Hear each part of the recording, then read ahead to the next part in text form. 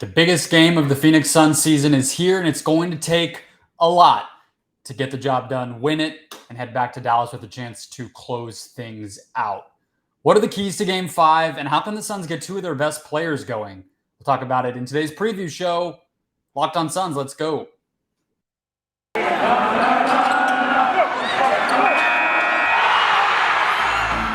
You are Locked On Suns, your daily Phoenix Suns podcast. Part of the Locked On Podcast Network, your team every day.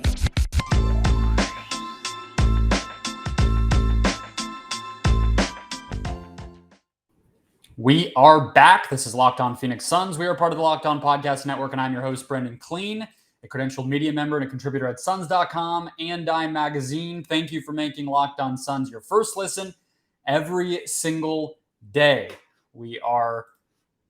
We're gutting it out, guys. We are gutting it out, and the best way to support the show is to hit subscribe, hit follow, and leave a comment below. Tell me what you think the key to Game 5 is here in the Valley tonight.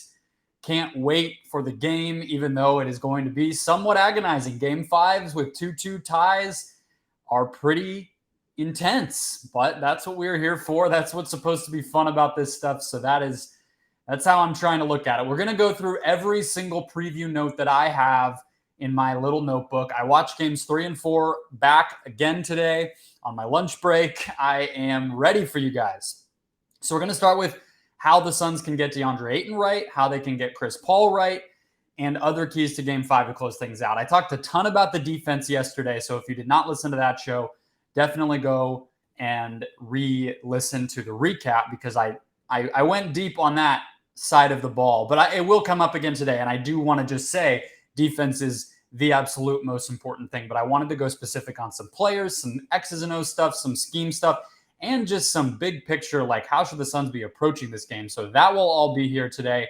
But before we get into any of that, I wanted to just give a quick shout out to Monty Williams. He was officially named Coach of the Year today, Monday, during the lead up to NBA Countdown or whatever it's called, Inside the NBA on TNT. They did a segment with him. They showed some footage of him getting awarded the trophy by his son. His entire family was flown out to Phoenix. They kept this whole thing a secret, and they were able to travel out to the practice center and give Monty his trophy, be there for the ceremony, so to speak. Chris Paul gave a speech, all that stuff.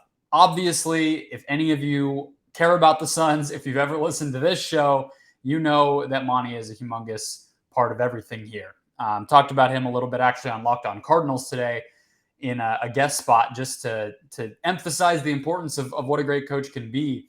And it's a weird situation to have it happen right up before a very big playoff game.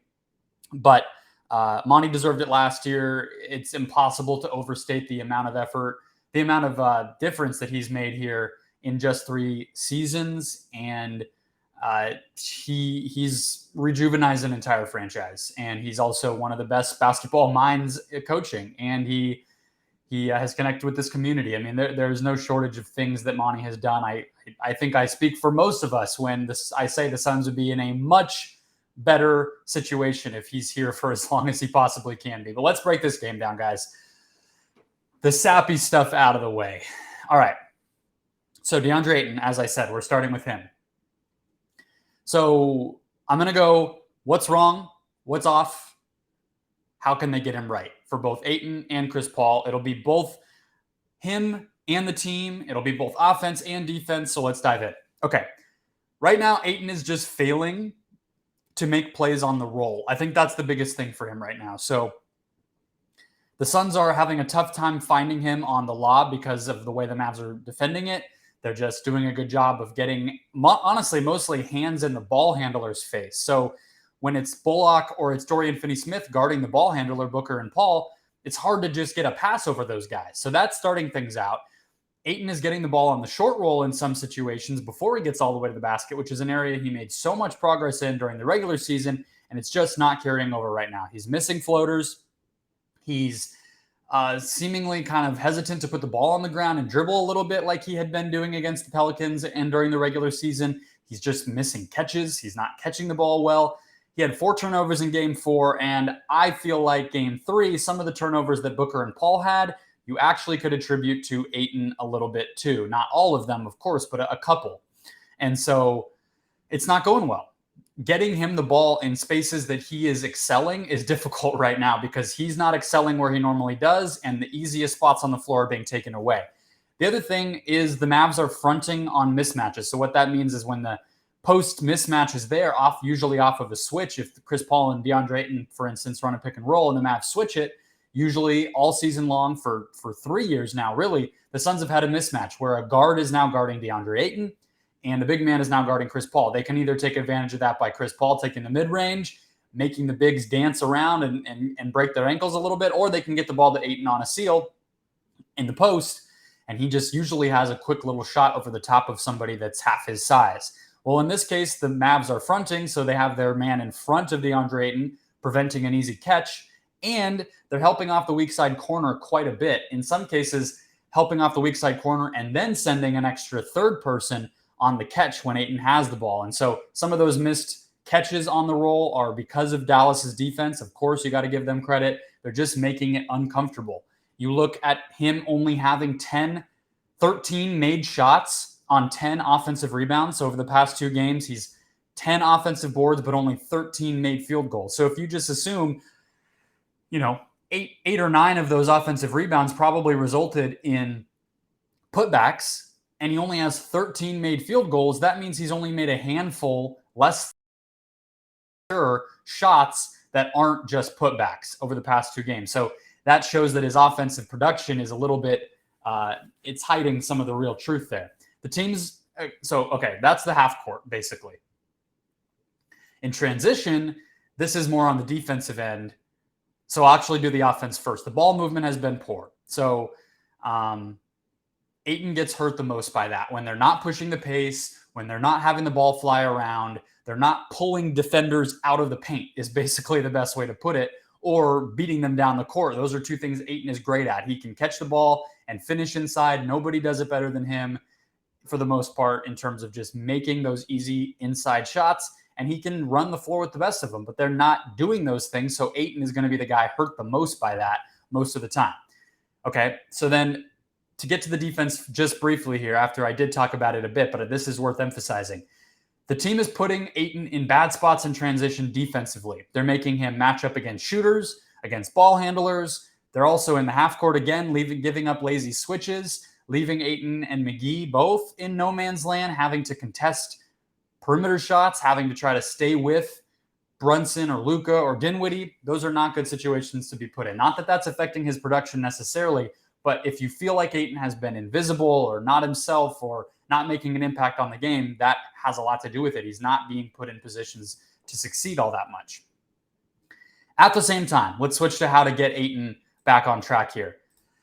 You cannot talk about DeAndre Ayton without admitting that he is inconsistent with his effort, inconsistent with his energy, and is and has always been externally motivated. You've heard me say that time and again. This is a guy who he gets pumped up. He gets going from things outside of himself. I don't feel like he's a guy who comes into every single game driven to be his absolute best just from inherent inside thing. Easy for me to say. I'm not going to sit here and tell you I'm like that in every single walk of life, but it shows up for Ayton because of how much is asked of him.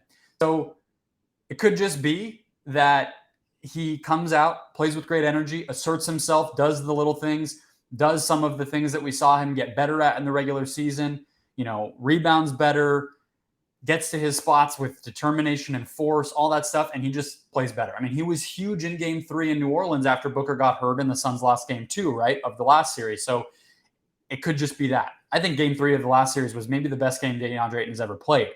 So wouldn't be crazy to think that he hits the ground running and just has a massive game again. I think that getting off to a good start will help Ayton because he's always been a guy, especially in the playoffs, who has big first quarters, and that usually gets him in rhythm and feeling good and feeling motivated. I think being precise and playing with force, the other guys on the team would go a long way to help Ayton. And then once again, getting Ayton easy buckets in transition would just help him get into rhythm, make him feel involved, etc. I want to emphasize this because I don't have another great place to do it, but I'm emphasizing transition so much, even though it feels like this series has been slow feels like the Suns should have a pace advantage. That has not always been true in this series. The Suns owned the transition game in games 1 and 2, but the Mavs owned it in games 3 and 4, and they were even better than the Suns were. So you could say it's 2 for 2, but on the whole, the Mavs used it to incredible impact in game 4. They scored 2.3 points per possession in transition in game 4. Think about that. One made layup is 2 points. So they were better than a made layup on every single time that they hit the transition gas in game 4. I did some back of the napkin math, and that basically shows that they got about 16 extra points in transition. If you look at how often they ran and what they did when they did run, about 16 points that they just stole. I mean, that's more than the margin of the game. So I think the team that executes best in transition will win this series. And Ayton is such a big part of the Suns' transition offense when they are doing it the right way. Okay, let's get to Chris Paul. I think obviously after a 7-turnover game and then after a 6 personal foul game, there's no doubt that Chris Paul will need to step up if the Suns are going to win Game 5. First, guys, today's show brought to you by PrizePicks, daily fantasy made easy. If you are looking for another daily fantasy option in the NBA, you're tired of all the normal stuff, we love PrizePicks here at the Locked On Podcast Network, and you guys will too, because you guys are all NBA junkies, and I'm sure, like me, you are kind of sick of the old-fashioned way. Here's how PrizePicks works, though. You pick 2 to 5 players and the over or the under on their projections, and you can win up to 10 times your bet on your deposit on any entry that you make. It's just you versus those projections. So there's no pool, no head-to-head, no round robin, no any of this. You pick 2 to 5 players, over or under, and that's it. Entries can be made in 60 seconds or less, and PrizePicks offers safe and fast withdrawals. So let's say you like Chris Paul. I'm sure his points are depleted here. Let's go over on points. He's going to come out aggressive. Let's say you want over on Deandre Ayton rebounds because he's just going to come out and play like a man, a bat out of hell. And you can make PrizePicks mixed sport entries. So let's say you like, let me see, what sports are going on right now? You like the under on a Diamondbacks player for hits because their offense is anemic right now. And that's your lineup. That's 3 guys. That's an over or an under, and that's it. For a limited time, PrizePicks also has an exclusive no-brainer offer for all Locked On listeners. You will get $50 free if a player in your first PrizePicks entry scores a single point, which of course they will, when you use the code NBA at signup. That's right. This is an exclusive offer available only for Locked On listeners. Sign up today, use the code NBA, and get $50 free if a player in your first entry scores a single point. PrizePicks, daily fantasy made easy. Today's show also brought to you by Athletic Greens and their wonderful new AG1 Daily Multivitamin, delicious 75 high-quality vitamin and mineral supplement. With 1 delicious scoop of AG1, you're absorbing 75 high-quality vitamins and minerals, whole food sourced superfoods, probiotics, and adaptogens to help you start your day right. This special blend of ingredients supports your gut health, nervous system, immune system, energy, recovery, focus, aging, all of it. It is just getting you the stuff that you need in your body. That is the best way to put it. Tons of people take some kind of multivitamin, and it's important to choose one with high-quality ingredients that your body will actually absorb and benefit from. AG1 is a small micro habit with big benefits. One thing every day to take great care of yourself. Subscription comes with a year's supply of vitamin D as well, which can be helpful as we are, well, you could take it for the rest of the spring. You could save it for next winter. We all hate getting sick, and that's what vitamin D can do for you. Right now, it's time to reclaim your health and arm your immune system with convenient daily nutrition. Just 1 scoop in a cup of water per day for AG1, and that's it. No need for a million different pills and supplements to look out for your health. To make it easy, Athletic Greens is giving you a free 1-year supply of that immune-supporting vitamin D and 5 free travel packs with your first purchase. All you have to do is visit athleticgreens.com/NBA network. Again, that's athleticgreens.com/NBA network to take ownership over your health and pick up the ultimate daily nutrition insurance. Chris Paul, obviously the GOAT of the past couple of games, and I don't mean that in the greatest of all time way. The guy that these losses are being pinned on, and understandably so. He has not been himself. He absolutely needs to be better. There's just no way around that.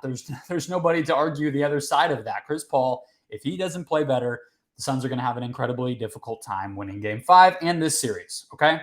So we'll start the same way we did last segment. Why is Chris Paul off? Why is he struggling? This one, I mean, I have some analysis for you, but a lot of it's just pretty simple. It's pretty basic stuff. He has not seemed focused.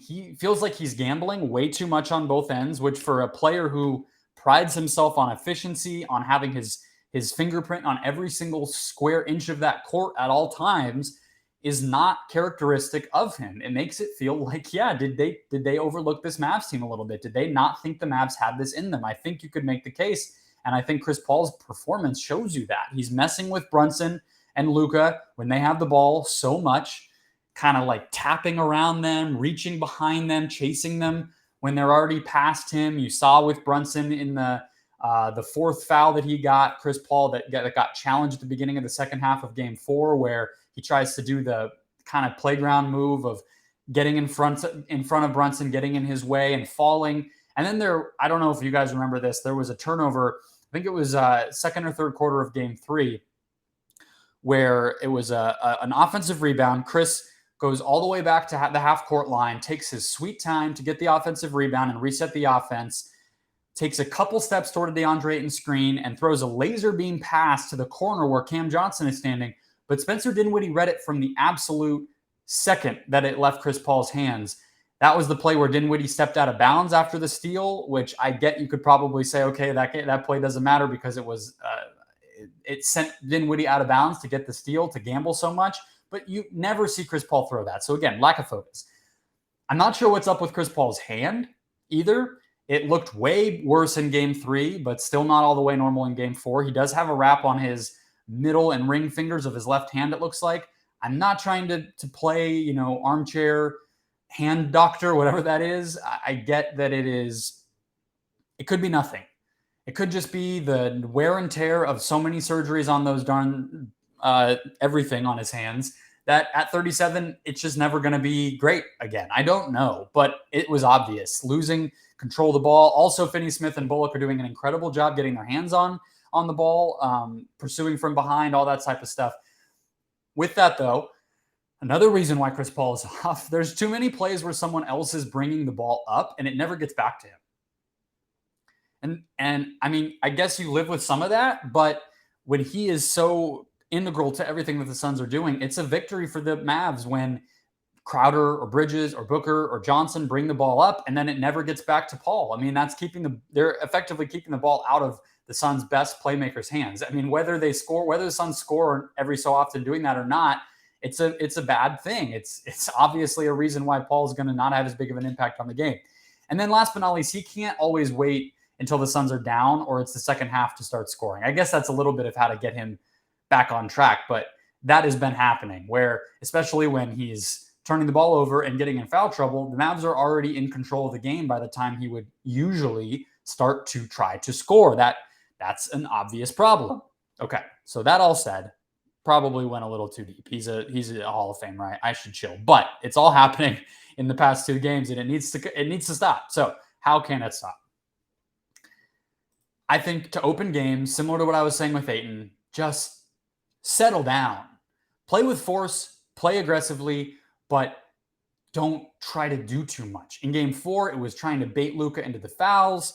In Game 3, it was getting cute with isolations and things. It's just run a few of your trusted pick and roll sets, get some open shots. Remember last year in the playoffs when every single game Jay Crowder got an open 3 to start it? I'm not saying that teams aren't going to learn that stuff and it should happen the same way every night. That would be kind of embarrassing for the opponents.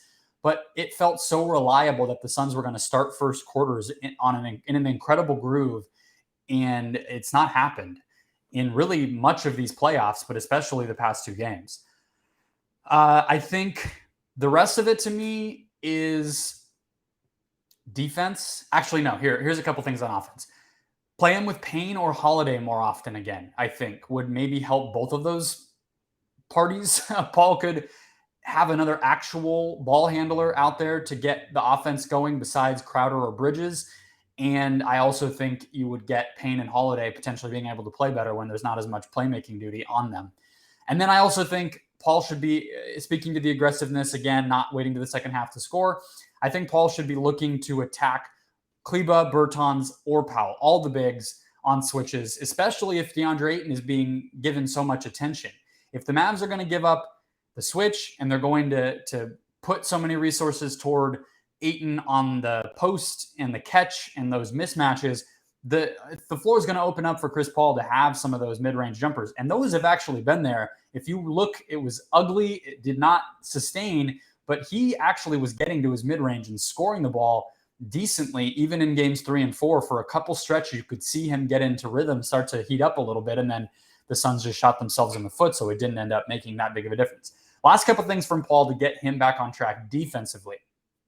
Okay, so stop trying to bait the Mavericks into mistakes. I mean, this goes to the reach around, the reach from behind stuff that Paul keeps trying to do. Brunson and Luka have more than proven that they're not going to fall for that kind of crap. They're not going to make mistakes like that.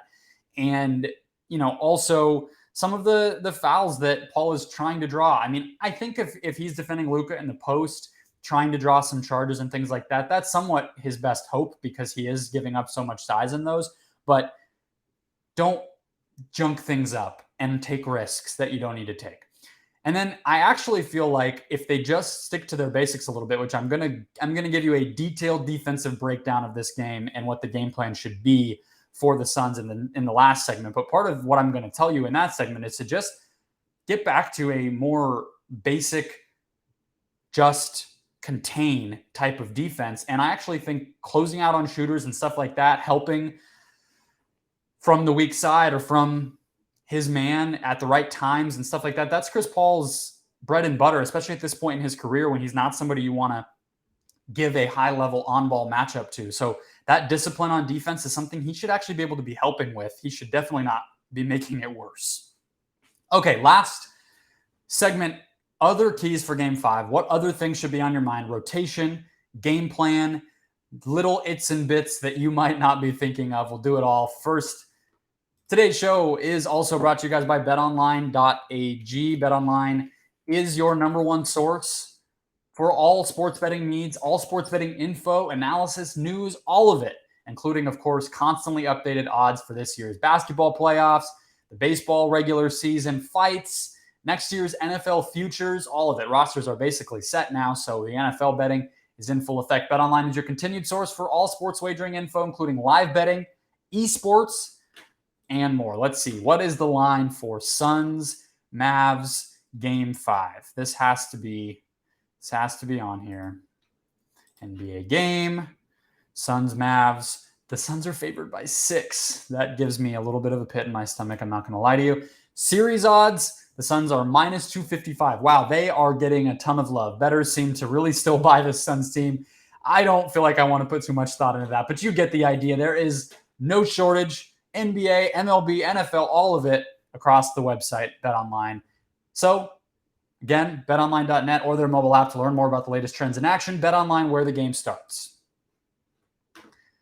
Okay, I'm gonna put my assistant coach's video coordinator hat on a little bit here, and I'm gonna give you sort of a defensive game plan. I'm not gonna cover everything. I wouldn't even know where to start. So don't even feel like I'm getting ahead of myself. I'm not. But before I get to any of that, there needs to be a sense of urgency. I thought about doing another segment on this show, just like I did in the Pelican series, just criticizing the Suns for even allowing the series to get to a point where they had to bring urgency. It should be there. It should always be there, okay?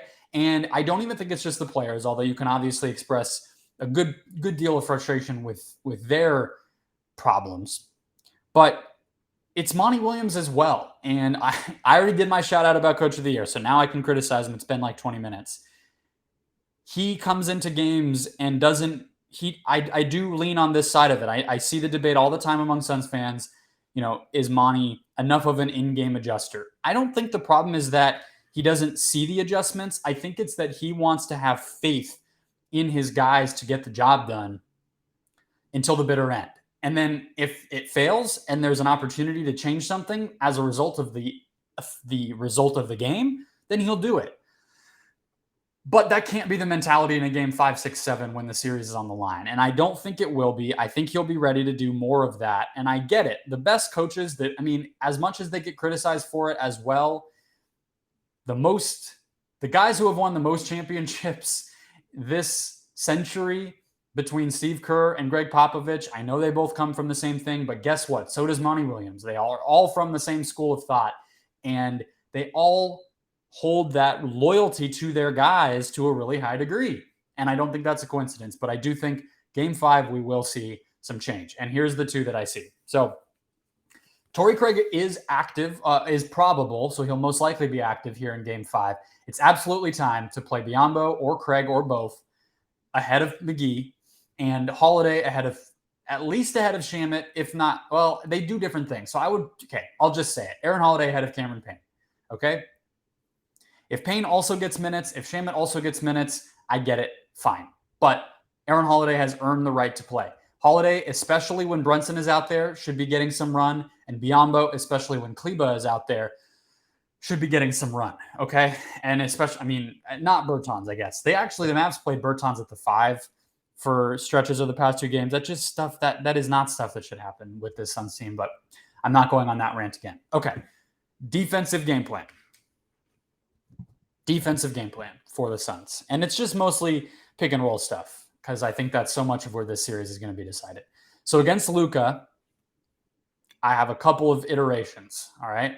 Against Luka with Ayton or McGee on the floor, drop the big man into the paint on the pick and roll, and then have Mikal fight over every single screen. Make Luka do what he was doing in games 1 and 2, which was difficult passes or floaters, or those long post-ups that he does, okay? It worked in games 1 and 2. Now, he has been more determined getting downhill, but wait for that to happen and adjust, but start the game dropping the big, having Mikal fight over, okay? Against a Luka pick and roll with Biyombo or Craig on the floor, switch every screen. I'm fine living with Biyombo or Craig contesting a Luka 3, a pull-up 3, or trying to stay with him in space. I actually think they both can hold up decently well. And again, it's making Luka beat you rather than allowing the role players to get open because you're helping so much and this and that.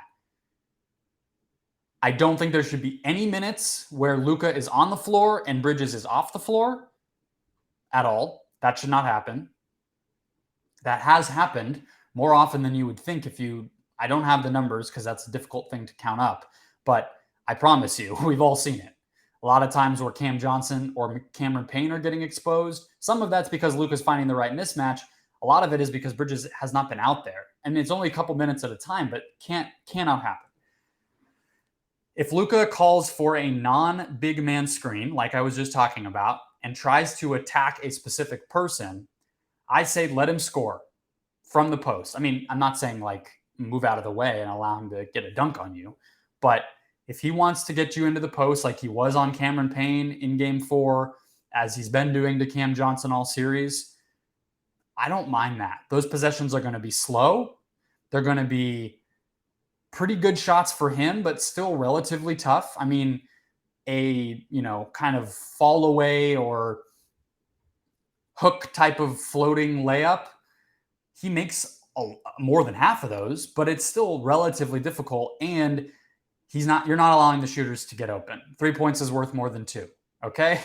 With that mindset, 3 points being worth more than 2, trying to limit threes. Again, I don't want to overdo it, but I think it's actually more of getting back to what was happening in games 1 and 2, where the Mavs were still making threes, but they weren't getting wide open threes over and over. I think you should play Brunson actually the way that the Bucks played Booker in last year's finals. And here's what I mean. Similar thing to what I was saying with Luka. If it's Ayton on the floor, drop Ayton, have the on-ball defender fight over a screen, let Brunson take those tough twos. Stay home on your shooters. This is exactly what the Bucks did to Booker. They jammed up things at the point of attack. Now the Suns don't have as great of a way to do that, but Brunson can initiate. If he gets the ball, if Luka's in there, if Dinwiddie's in there, if Brunson's the only ball handler, whatever, but just if he's going to kill you on mid-range shots, like if Brunson scores 30 points without a lot of threes or free throws, that's a massive victory, and that's the Mavs just beating you flat out. It's a totally reasonable, and of course, it's only a portion of the possessions. Most of the time, the ball's going to be in Luka's hands. But when Brunson attacks, because he has been in a couple of big moments over the past couple games, he has been the guy who is genuinely keeping the Dallas offense afloat. I just don't buy that he's really going to be somebody who can carry them in the same way that Luka does. I would also consider, on the Brunson note, putting Crowder on Brunson, and maybe not the whole game and rejiggering things completely. But if Brunson starts to get past Booker, if you feel like you're asking Booker to have to do too much defensively with what he's already having to do offensively, you could put Crowder on Brunson, because again, he doesn't have to stay with him all that much. He just has to make fight over the screen, contest from behind, make Brunson feel uncomfortable, and goad him into taking some of those longer twos. And then you can also that way put Booker on Bullock, which in game 4, or both games really, but game 3 is actually the one I was thinking of early. You saw the Mavs running a couple of sets actually for Bullock, which is not a player who usually gets offense run for him, just to make Chris Paul have to defend. So if you put Crowder on Brunson, you can then put Booker on Bullock. He's going to be more capable. It's not going to feel like a mismatch as much.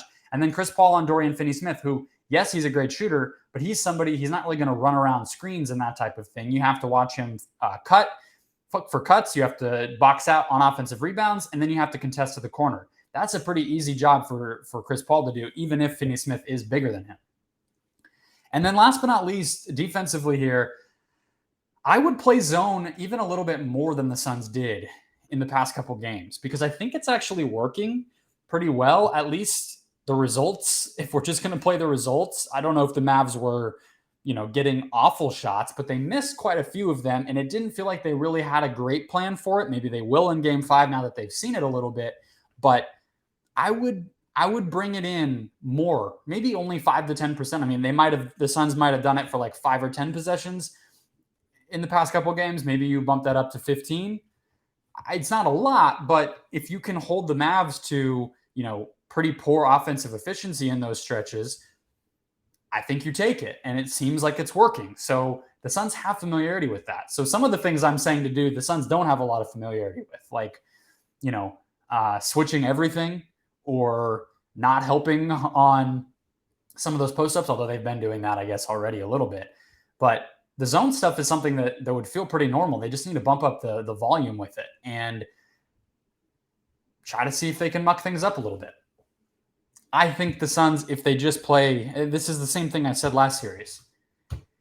If they play like they can play, and like we know them to be able and capable of playing, the Suns should win this game, this series, the rest of it. We all know that. Any Mavs fan knows that. We just saw it in games 1 and 2. The Mavs played pretty well. It was a competitive game 1, a competitive game 2, and the Suns just ended up being better. That's what should happen. Okay? The Suns are at home. I gave you all the things that I have in my head going into game 5, but that's the bottom line. We'll see. I will be right here with you guys post-game after I get home from Footprint Center. Post-game 5 tonight. Wish me well dealing with the stress of a game 5. Either way, it will be stressful no matter what the result. And I hope you guys have fun watching this at home. Again, just try to have fun. And a big shout out, actually. You guys helped make last week the biggest listenership and viewership week in the history of this podcast, which is incredible. And I owe you guys a ton. It's very, very cool. So hopefully you continue to watch and support and all that good stuff. I'll talk to you guys tomorrow.